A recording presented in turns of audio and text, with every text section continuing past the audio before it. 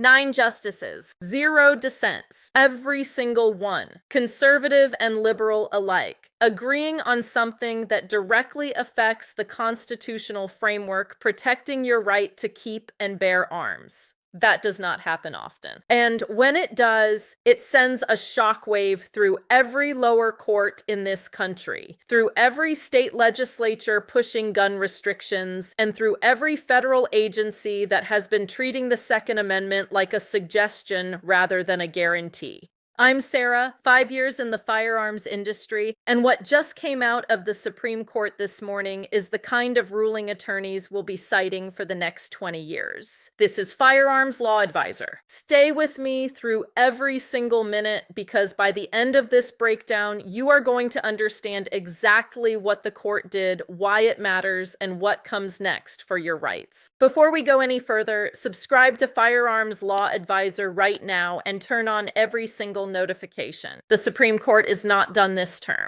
More opinions are coming possibly as soon as Wednesday.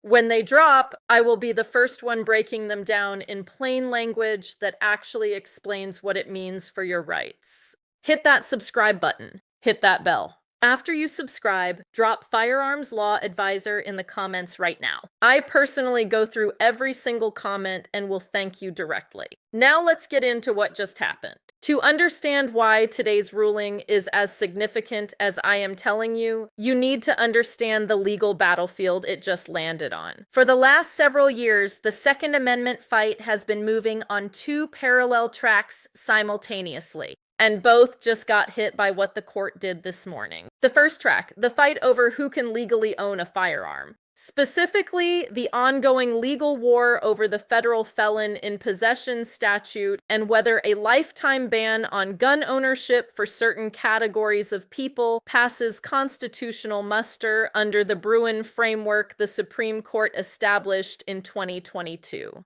The second track, the fight over where you can legally carry. What the government can define as a sensitive place. Whether states like New York, California, Hawaii, and Illinois can effectively declare entire regions of public life as gun-free zones that strip your carry rights the moment you step outside your front door. Both fights were already at fever pitch before this morning. What the court just did has poured gasoline on both of them simultaneously. Drop your state in the comments right now. Are you in a state where sensitive place laws or felon possession rules have directly affected you or someone you know? I personally read and respond to every single comment on this channel.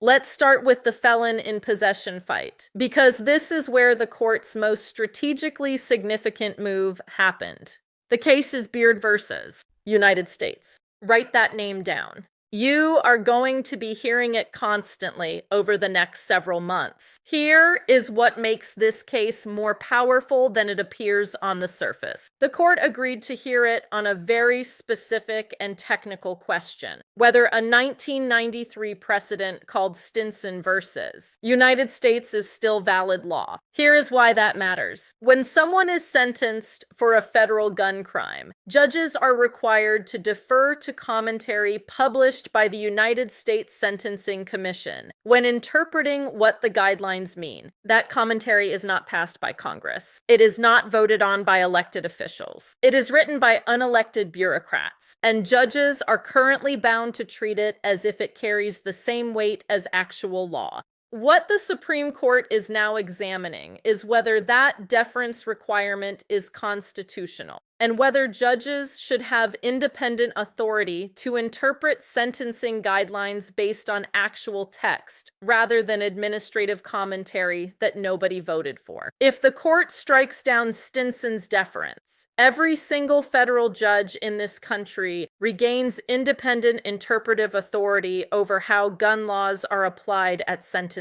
The Sentencing Commission's ability to quietly expand the practical reach of gun laws through unelected unelected administrative commentary gets fundamentally curtailed. This is the court beginning to dismantle the bureaucratic machinery that has been quietly operating against gun owners for decades, and it affects every gun-related federal prosecution going forward. Which politician in your state do you think has most aggressively relied on administrative expansion of gun laws through unelected agencies rather than going through Congress? Name them in the comments right now. Now let's talk about United States versus Hamani, the case that has been relisted by the court multiple times and that the legal community has been buzzing about for months. Relisting in Supreme Court language means the justices keep bringing a case back to conference, keep discussing it, keep evaluating whether and how to take it up. Cases do not get relisted that many times without a reason. The question at the heart of Hamani is one the court has never definitively answered. Does the Second Amendment prohibit a categorical lifetime gun ban for people who use controlled substances, even when they are not currently intoxicated at the time they possess a firearm? Think about what that covers in 2026. Cannabis is legal for recreational use in nearly half the states in this country. Millions of Americans using a substance completely legal under their state law are still being treated as categorically disarmed persons under a federal statute written in 1968 before any state had legalized cannabis. The Fifth Circuit already ruled in Hamani's favor, finding that a lifetime gun ban for recreational drug use does not fit the historical tradition of firearm regulation under the Bruin framework. The founding era had no equivalent law permanently stripping gun rights from someone for using a substance the government disapproved of. If the court follows that reasoning, it would be the single largest expansion of who can legally own a firearm since Heller in 2008.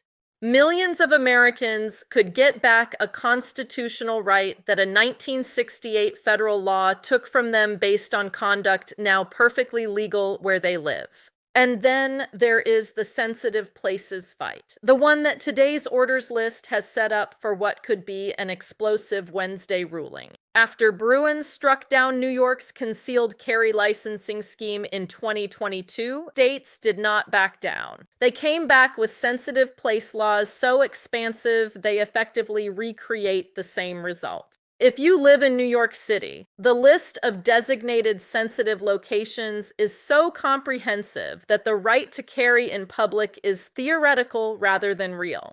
Times Square, public transit, any place serving alcohol, parks, government buildings. The list continues until carrying becomes practically impossible. Just this week, a federal judge in the nasty verses Bondi case upheld a ban on firearms inside post offices, ruling that post offices qualify as sensitive places under the historical tradition test. That ruling is a direct challenge to where the Supreme Court has been moving. The pattern in today's orders list, the way the court cleared related smaller matters, is exactly the pattern legal scholars recognize as the court clearing the deck before dropping a major opinion. The legal community's strong expectation is that Wednesday could be the day the court finally draws a definitive line around what qualifies as a sensitive place, a line that would invalidate the overreaching sensitive place laws in California, New York, and Illinois, and restore genuine public carry rights to millions of Americans living under those restrictions. What is your prediction? Will the Supreme Court strike down expansive sensitive place laws this Wednesday? Type "Wednesday is the day" or "court will wait longer" in the comments. I want honest predictions from people following these cases. Here is where all of this leaves us right now. The Beard case is going to determine whether unelected bureaucrats can continue quietly expanding the practical reach of gun laws through administrative commentary that no judge is currently empowered to question. The Hamani case is sitting on the edge of a ruling that could restore gun rights to millions of Americans who use cannabis legally under under their state law. And the sensitive places fight is heading toward a definitive Supreme Court answer that could shatter the legal strategy anti-gun states have been relying on since 2022. All three fights moving simultaneously, all three moving fast. And here is what I need you to understand about this moment. A 9-0 unanimous decision in the current environment is not just a legal ruling. It is a message. It is 9 justices from across the ideological spectrum of this court agreeing that something about how the government has been treating Second Amendment rights needs to change. That kind of unanimity carries weight that goes far beyond any single case. It tells every lower court judge in America that there is no safe harbor in the old approach anymore. The anti-gun lobby knows this. The states that have been banking on delay and running out the clock on Second Amendment challenges know this. And the fact that their legal strategies are being forced to adapt in real time is a sign that constitutional momentum has genuinely shifted. Here is what you do right now. First, subscribe to Firearms Law Advisor and hit that notification bell immediately. The moment Wednesday opinions drop, I will be right here breaking them down in plain language that tells you exactly what it means for your rights. Second, smash that like button and share this video with every gun owner you know. An informed gun owner is the most powerful force in the Second Amendment fight. Third, drop Firearms Law Advisor in the comments after subscribing. I personally find every single comment and thank you directly. And tell me, which of these 3 cases do you think has the biggest impact on your daily life as a gun owner? We will see you Wednesday. Stay informed, stay legal, stay free. I'm Sarah from Firearms Law Advisor. See you in the next one.